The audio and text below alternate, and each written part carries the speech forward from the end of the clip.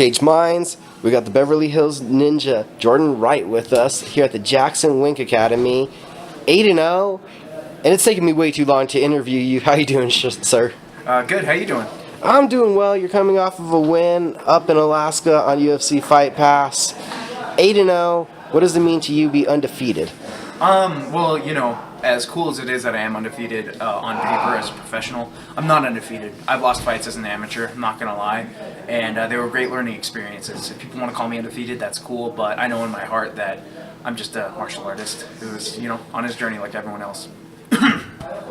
Okay, when did you decide martial arts was going to be your journey? How did you get into martial arts? I did gymnastics growing up, and around, like, I did Kempo and stuff when I was really little, but as I got older, watching Dragon Ball Z and stuff really inspired me to take karate, and I begged my mom, just, you know, please put me in karate, please put me in karate, and she and my aunt put me in karate, Yoshukai karate, growing up. From there, I moved on to Thai boxing, Jeet Kune Do, Silat, and eventually, when I was 16 was when I had my first smoker, and from there I loved it. I was in love with combat. But before that, you know, I was always a lifelong martial artist, but it wasn't until I was 16 where I was like, you know, I want to start competing. Now, you said gymnastics. Did you have, like, a specialty? Oh, I love tumbling. Tumbling is something that I still keep up with to this day. Just more along the lines of, like, movement. You know, you see, like, Ido Portal, Conor McGregor, Michael Venom Page. They do a lot of, you know, rolling around on the ground, cool stuff, you know, cool little tumbling moves. That's stuff that I'm into as well. So you kind of, from the cartoons, wanted to become a ninja? Basically, and I'm not gonna lie, the Beverly Hills Ninja is still one of my favorite martial arts movies. I love Robin Shao, and you know, I certainly Chris Farley's great in that movie, but it's great.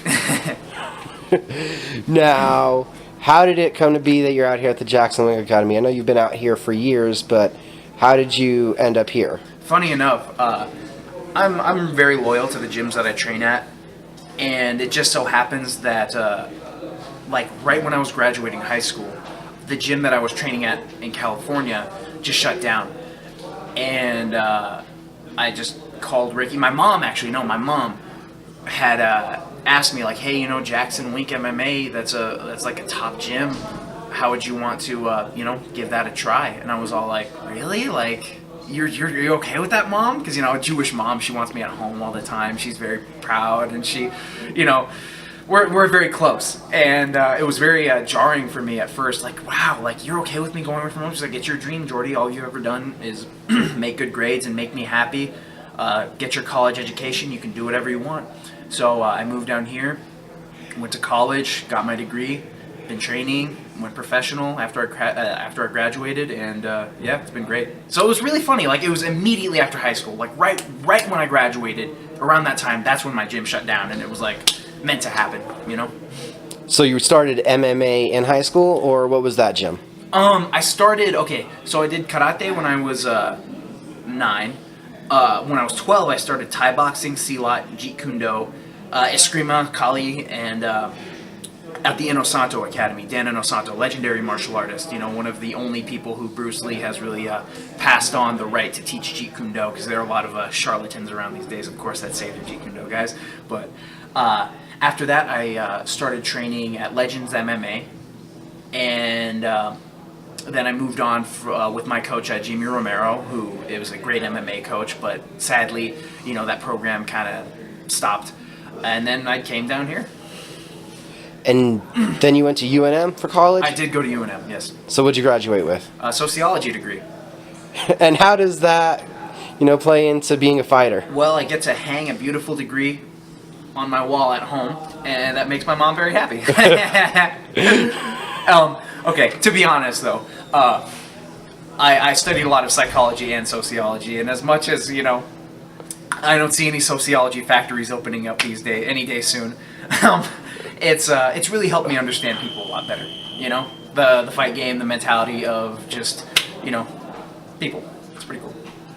And then how long was it after you finished your degree, then you made your pro debut? So I graduated in, spring, at the end of spring. Whole summer went by, and around fall, that following fall, it was November 2014, I had my pro debut. So you've been training out here all this time. How many fights have you had here? Pro? Or in total? Pro here in New Mexico. Well, I've never fought here pro in New Mexico. Most of my fights have been in California and Alaska as a professional. But, yeah, funny enough, train out here. The MMA scene, the training's great out here, but you don't see a lot of cards out here. We have King of the Cage, we have the JacksonWink series, we have the Jackson series. But aside from that, there's not too much. A lot of guys go to Colorado, California. So what do you think that's been for your pro career, getting that traveling in, getting that different look? Because obviously it's a different MMA scene where you've been going to. It's nice, but to me there is no opponent. As much as there is there are different bodies in different areas, different kind of training, different preparations that people do. It's me versus me out there. So I don't really focus on the person. I just focus on what I do every day. The last one was on Fight Pass, Alaska FC. You went from getting taken down to taking a guy's back and choking him out. Did I get taken down? No, from him trying to take you down to you spinning around onto his back. Pretty cool stuff there. Yeah, right now I have 4 finishes by knockout and 4 finishes by submission. I'm very much a complete martial artist. I take pride in my work ethic and, just getting better every day at all aspects of martial arts and movement. What does getting the finish inside the contest mean to you? Honestly, as much as, just getting the win is good enough for everybody, it feels like a loss. I don't like getting that decision win. Getting the finish is the way to go, for sure. But sometimes, there's some guys that are hard to finish out there, so I just have to keep up with my game, stay disciplined. It's different. You see guys who just train a little differently. They see the finish a little better than others, and I feel like I'm in that realm, and I can only keep growing from there. Now, I've been told by a couple people, Jordan kind of does his own thing. What does that mean? I don't have a manager. I have pretty much gotten my own fights. I've, there are a lot of organized practices around this gym that a lot of people go to, and that's sort of their go-to. But me, I do things a little differently. Like, I add in a lot of workouts that most people look at me and they're like, why is he doing that? Or you do that, you're so far out from your fight. Why are you running so much? Your movement's weird, but it seems to work for you. So, yeah, I do my own thing. I try not to look so much like a coach can give you great guidance, but ultimately I'm the martial artist, and I love that I have coaches that look out for me and are trying to help me out. But, so many people just want to be babied in this sport. Like, I need a coach, I need a nutritionist, I need, you need to wake me up at 5 a.m. and take me on the run. It's like, get your own self up and go on the run, If you want to eat healthy, go buy some grass-fed steak and some quinoa or whatever, kale, whatever the heck you want to eat. But I'm really tired of seeing people wanting to be babied. They see, the upper-level guys, and they see the, big boxing 24/7s and the UFC countdowns, and they see guys just bending over backwards for their fighters. I don't need that. I'm self-motivated. I can look out for myself, and, it's a game filled with a lot of, babies from what I see who need someone to hold their hand through the journey. And the martial arts journey, there's a lot of people that can certainly help you. I'm certainly not a self-made man. My mother has been a great influence in my life, my friends, my family, God. And but ultimately, it's you versus you. And that's how I feel. Now, as a professional, whether you're undefeated in your heart or not, as you said earlier, you are 8-0. Big opportunities should be knocking. What's your expectations? Where are your goals at right now in the immediate future? In the immediate future, just keeping on getting better every day, eating healthy, training like I have a fight coming up all year round, staying ready. But I'm after that experience. I see myself as a multiple weight UFC champion. No doubts in my mind. I know I'll be in the UFC soon enough, and I know I will be champion. So it's only a matter of time. It's been a long journey. It's been a lifelong journey, and I'm not trying to rush anything, Between smokers, amateur fights, pro fights, how much more experience are you looking to gain? Is there a number that you're looking to get to in pro fights before you feel that you're ready to start calling out for one of those big opportunities? We'll see. I'd like to just get more fights if I can. And now, where do you feel you need to grow still the most as a martial artist? You said you've already felt well-rounded and complete. Where are you still striving at the most? I think ultimately, as a man, I just need to mature a little more.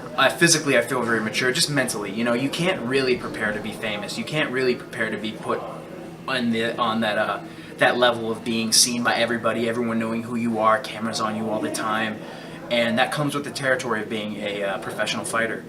And as much as people have that ego, like, haha, they come into town, oh, I'm the big fighter back in town, all my friends and family from high school love me now, I'm getting called to barbecues that I was never called to. It's, I'm just looking to get more mature just so that it doesn't get to my head when I do make it to the big stage. Right now I feel like I am the champion. I feel like I'm already there. I visualize it, I've seen it, but, age and experience is a big factor. And we talked about this before the interview. Some new news out of California. Looks like there's going to be some new additional weight classes. Every 10 pounds, possibly. What a concept. What are your thoughts as an athlete? It's almost something that I've said for a long time. It makes too much sense to not do. I've always wondered why it goes from 55, up 15 pounds to 70, up 15 pounds to 85, up 20 pounds to 205, and then there's a huge gap for heavyweights. I think bump 70 up to 75, have a 65 class and a 95 class. That's just 2 weight classes added right there. You're only bumping 70 up 5 pounds. And then add like a cruiserweight for the smaller heavyweights. Because honestly, I'm way too small for 205. And 85 is a bit of a cut for me, but I make it. It's fine. But 95 is basically what I walk around at, and I have no problems fighting around at the weight that I walk around at. It's not a big deal for me. Some people are like, why don't these guys just fight at the weight that they walk around at? The weight that I walk around at isn't a weight class, so I have to go down to 85. But I'll fight at 85. I'll fight at 95. We'll see. Would you be interested, though, 95 fighting where you walked around at, not worrying about the disadvantages of who may be trying to cut down then to 95? Like I said, I'm a martial artist. Size can be a factor, I guess, when you fight upper guys, that length, that reach. But enjoying your life, enjoying your diet, having energy, that's really important. Having a hydrated brain is very important. And like I said, I don't even cut water when I cut to 85. I'm very disciplined when I make 85. But it would be very nice to just have to, fight week, just walk on the scale and eat healthy like I always do and just be there. Jordan Wright, thank you for the time, sir. Thank you.